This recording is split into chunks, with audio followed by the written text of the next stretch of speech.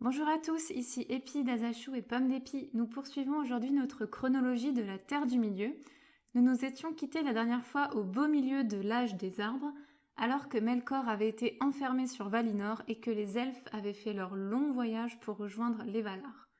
Nous avions aussi fait la connaissance de ceux qui étaient restés sur la Terre du Milieu, comme un certain nombre de Teleri installés dans le Beleriand. Notre histoire reprend sur l'île de Tol Eressëa, cette fois je vais essayer de bien le prononcer, c'est pas évident, où les Teleri d'Olwë, le roi Olwë, s'étaient installés. Mais finalement, après quelques années, ils décident de rejoindre eux aussi Valinor et s'installent sur son rivage, où ils fondent une grande ville portuaire, Alqualondë, alors que la cité elle-même n'est faite que de perles, éclairée d'innombrables lampes, une cité vraiment magnifique. Les pontons d'Alqualondë accueillent quant à eux les magnifiques navires blancs en forme de cygne, avec un bec doré et des yeux noirs. Les Teleri d'Olwë étaient devenus à Valinor le peuple du seigneur des eaux Ulmo, navigateur et grand constructeur de navires. À Tirion, dans la grande cité d'Enoldor, le roi Finwë et son épouse ont un fils, Fëanor. Mais le corps et l'esprit de l'épouse du roi, Míriel, se consument et elle rejoint les cavernes de Mandos. C'est ainsi que meurent les elfes.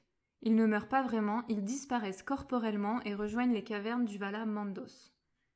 Le roi Finwë est alors bien embêté parce qu'il souhaite se remarier, mais les elfes ne se marient qu'une seule fois. Finalement, c'est Mandos lui-même qui accordera un second mariage au roi Finwë d'Enoldor, 12 années après la disparition de Míriel. Finwë choisit donc une elfe parmi les Vanyar, Indis, qu'il épouse en secondes noces. De cette union naîtront quelques années plus tard Fingolfin puis Finarfin. De fait, Fingolfin et Finarfin sont les demi-frères de Fëanor, tous trois princes des Noldor. Quasiment à la même époque, en Terre du Milieu, la fille d'Elûthingol et son épouse Melian naît au royaume de Doriath. Elle est d'une beauté spectaculaire et développe très vite des aptitudes pour le chant et la danse. C'est Lúthien. À Tirion, la cité des Noldor, le premier fils du roi Finwë est déjà grand. Fëanor s'avère être un forgeron d'exception et un elfe talentueux. Il crée en 1250 de l'âge des arbres les Tengwar. Les Tengwar, ce sont les runes elfiques, en Kenya, toujours utilisées par les elfes aujourd'hui. Sur la Terre du Milieu, un nouveau peuple apparaît. On ignore exactement quand les nains se sont éveillés. À l'origine, les nains sont des enfants d'Ilúvatar, comme les elfes. Mais Olé le forgeron était si impatient de les contempler qu'il ne put attendre le moment imparti à leur éveil. C'est secrètement, sous une montagne de Terre du Milieu, qu'il donna naissance aux 7 pères des nains, qu'il commença aussi à leur enseigner une langue qu'il avait créée pour eux, le Kusdul.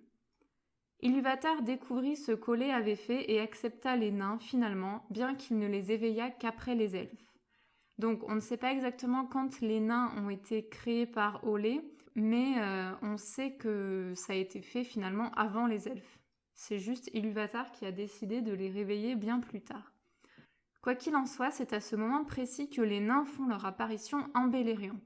Dans le royaume de Doriath, Elûthingol et Melian construisent leur palais souterrain Menegroth.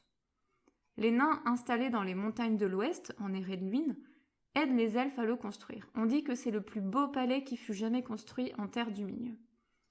À Valinor, la grande famille des Noldor s'agrandit encore.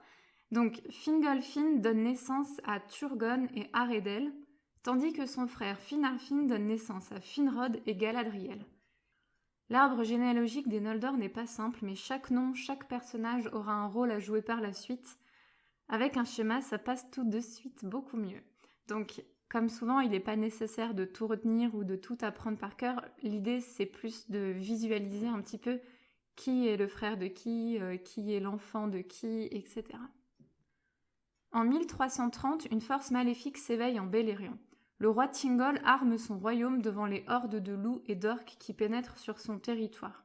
Il parvient à les repousser et on nomme souvent cet événement comme la première bataille du Beleriand, parce qu'il y en aura beaucoup d'autres.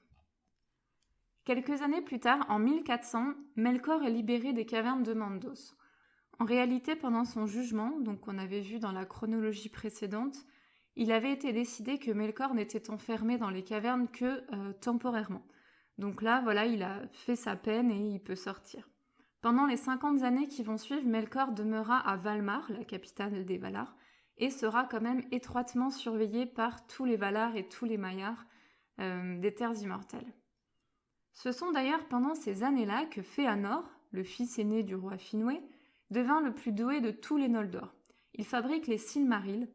Les Silmarils, ce sont 3 joyaux qui contiennent la lumière des 2 arbres de Valinor, et Varda, la Dame des Étoiles, les consacre. Ce qui veut dire que nul être impur ne peut les toucher sans être blessé. Mais Melkor, donc, qui demeure à Valmar, se met à convoiter les Silmarils. Il se rapproche de Fëanor et fait grandir la haine qu'il a pour ses demi-frères Fingolfin et Finarfin. C'est en 1490 que Fëanor commit l'irréparable. La haine qu'il éprouvait à l'égard de ses frères était brûlante et il se mit alors à remettre en doute la parole des Valar. Il tira même l'épée contre son frère Fingolfin, ce qui lui valut un exil de Valinor. Un exil de 12 ans où il ne pouvait revenir ni à Valmar ni à Tirion. Fëanor décide alors de se rendre au nord d'Aman et de construire la ville de Formenos avec quelques-uns de ses fidèles amis et ses fils. Parce que oui, je vous ai pas dit, mais entre-temps, il a eu des enfants. Mais les mensonges et les troubles semés par Melkor au sein des Noldor apparaissent au grand jour. Tulkas, le seigneur des combats, le chasse hors de Valinor. Melkor se rend lui aussi à Formenos et tente de convaincre Fëanor de le suivre, toujours obsédé par les Silmarils. Mais Fëanor s'aperçoit de la supercherie et le chasse. Le Valar maléfique part alors pour Avatar, une région au sud de Valinor plongée dans l'obscurité, puisque la lumière des arbres ne l'atteint pas. Il fait alors la rencontre d'Ungoliant, une monstruosité ayant l'apparence d'une araignée géante, capable d'absorber toute forme de lumière. Mais c'est en l'an 1495 qu'un terrible événement se produisit sur les terres immortelles de l'Ouest. Melkor et Ungoliant, drapés dans un manteau de ténèbres, entrent secrètement à Valinor et détruisent les arbres. Après leurs méfaits, ils se rendent à Formenos, bien décidés à s'emparer des Silmarils. Le roi des Noldor, Finwë, est alors tué de la main de Melkor. Si je dis pas de bêtises, c'est la première fois à Valinor que du sang est versé. Ungoliant dévore les trésors et les richesses de Formenos, tandis que Melkor s'empare des Silmarils. Les 2 voleurs s'enfuient ensuite en Terre du Milieu par le détroit tout au nord, le détroit d'El-Caraxès.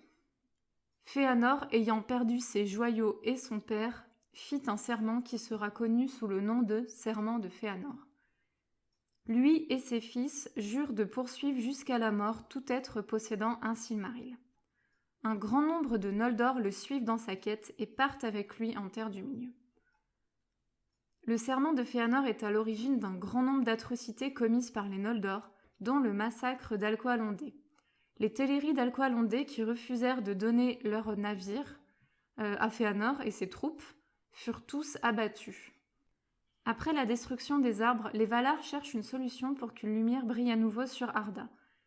De Telperion, une seule fleur renaît, et de l'Aureline, un seul fruit. Ce sera la lune pour Telperion et le soleil pour l'Aureline, qui, dans l'univers de Tolkien, ne sont pas des astres, mais des vaisseaux. 2 vaisseaux qui transportent les derniers restes de la lumière des arbres à travers le ciel d'Arda. Alors que les Valar ont assisté, impuissants, au massacre des elfes par les elfes à Alqualondë, Mandos, le juge des morts, énonce une prophétie à l'égard des Noldor. Et voilà ce que dit la prophétie. Les Noldor ne devront jamais posséder à nouveau les Silmarils, et ils devront toujours être victimes de leur serment par la trahison et le fratricide, en punition pour le massacre et la rébellion contre les Valar. Certains Noldor qui n'étaient pas impliqués dans le serment, parmi lesquels Finarfin, fils de Finwë, s'en retournèrent à Valinor où les Valar leur pardonnèrent. Mais rien ne pouvait plus arrêter Fëanor.